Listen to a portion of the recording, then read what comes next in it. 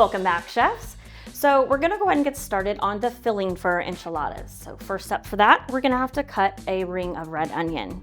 So for this, we're gonna do what we call a rainbow cut. So for a serrated knife, you wanna softly saw. So you're gonna softly saw your rainbow in half. Then holding it together with one finger in the middle and the other on the outside, you're just gonna slightly saw and use the natural rings of the onions to dice it.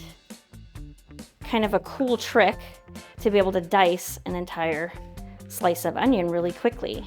And so since this is in the shape of a rainbow, the kids from my class named it rainbow cutting. So you'll just want to go through and you'll see this. It naturally breaks it and dices it into little tiny pieces. So we'll go ahead and do that for the second half of the onion as well.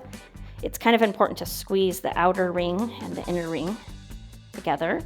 And you just want to softly saw that until everything is nice and diced.